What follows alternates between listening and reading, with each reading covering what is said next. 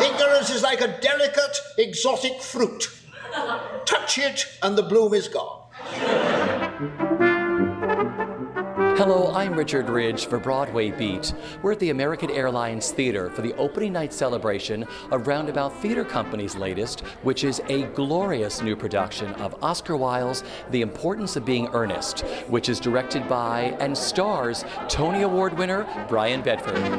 To lose one parent, Mr. Worthing, may be regarded as a misfortune. To lose both looks like carelessness. It's a satirical farce. It's Oscar Wilde sending up high society of the late 1800s, who he saw as being very hypocritical people and very money-grabbing and very pseudo-moral. The play has not been on Broadway, as you know, for 33 years, and it's a real privilege to reintroduce this to Broadway audiences, and I thank God and Todd Haynes. When I get into the frock and the makeup and the wig and everything, I just am Lady Bracknell. Do you smoke? Well, yes. I must admit I smoke. I'm glad to hear it. A man should always have an occupation of some kind. There are far too many idle men in London as it is. How old are you? 29. A very good age to be married at. I have always been of the opinion that a man who desires to get married should know either everything or nothing. Which do you know? Brian and I have known each other for a long time, but we've never actually worked together. So this is a first for me with Brian, who is, of course, past master at this and one to watch and learn from. And Paxton and I worked together too many years ago for me to admit to, and so this is a kind of nice reunion. The young people are all just lovely, and it's been such a pleasure to meet them and to work with them and to discover who they are. The play itself is just such a wonderful commentary on people's foibles, their desires, the tricks they play, their cutenesses, their failures. I mean, it just sort of gets a little bit of everything in there. And Oscar Wilde is just so perceptive about the way he observes people and writes about them. I love the play, and I love the character. I love all the characters in this play. So it's just like having a delicious meal. It's just yummy. Wit never ages or dates. If what was funny 105 years ago, as you can tell, was funny now. Social situations change, mores change, and all those sort of things. And other plays of Wilde do involve that. They are part of the time with ministers, but Ernest forgets all that. Ernest is a farce. And so it's just sheer wit. The precept as well as the practice of the primitive church was distinctly against matrimony. That is obviously the reason why the primitive church has not lasted to the present day. And you do not seem to realize, dear doctor, that by persistently remaining single, a man converts himself into a permanent public temptation. Men should be more careful. This very celibacy leads weaker vessels astray. I play Jack Worthing, and he is, conservative, but he's leading a double life. He's Jack in the country and Ernest when he comes to town, so he can kind of let go of his duties in the country. And then he kind of gets into trouble when his intended betrothed decides that she really needs to marry a fellow named Ernest, and that's not really his name, and insanity ensues.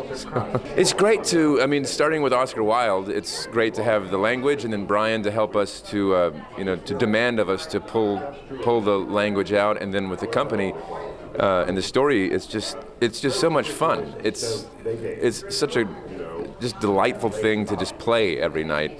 And so it's just been a really nice mix of cast and director to kind of pull it out, and playwright to give us the raw material in the first place. The play, somebody, I can't remember who said it's the closest thing to verbal opera that's ever been written. And I think it's true. It's great fun to play.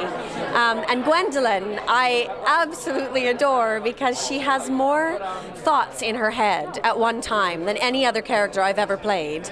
And yet yet all of those thoughts add up to absolutely nothing.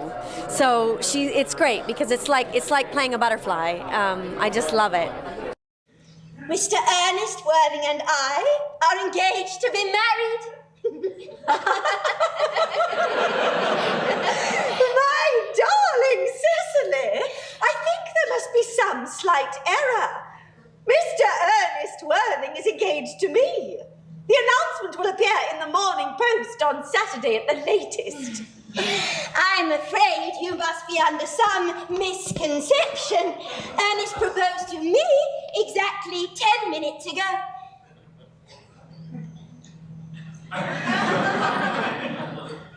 It is certainly very curious, for he asked me to be his wife yesterday afternoon at 5:30. If you would care to verify the incident, pray do so. I never travel without my diary.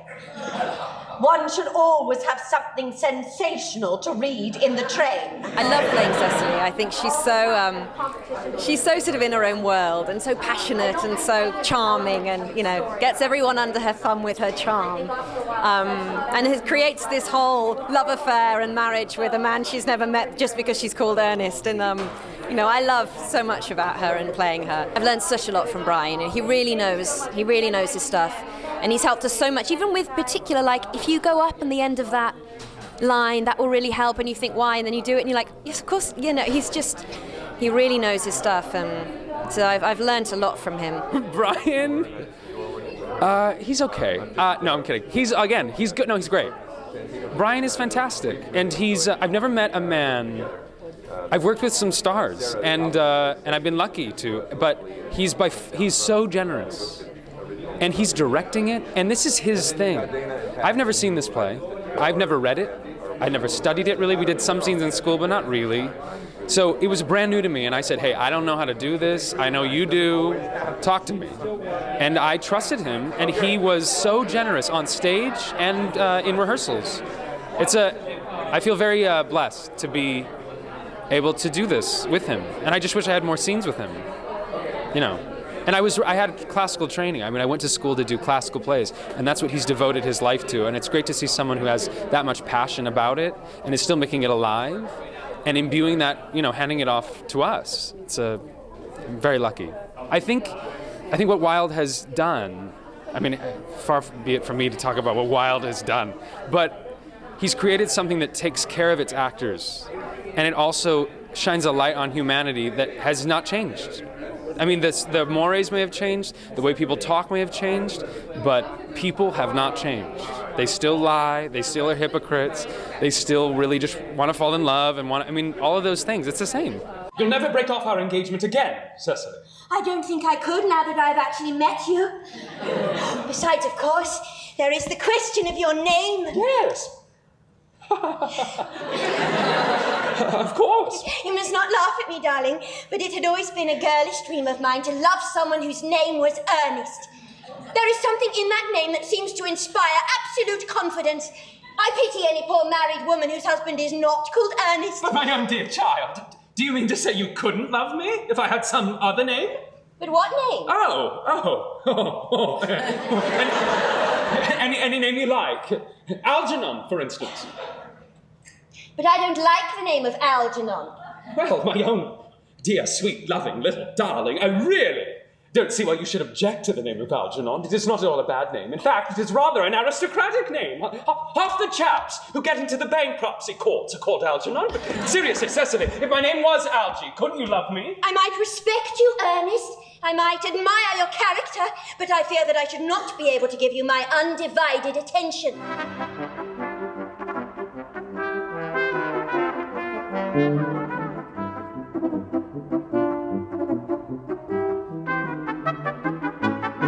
Never speak disrespectfully of society, Algernon.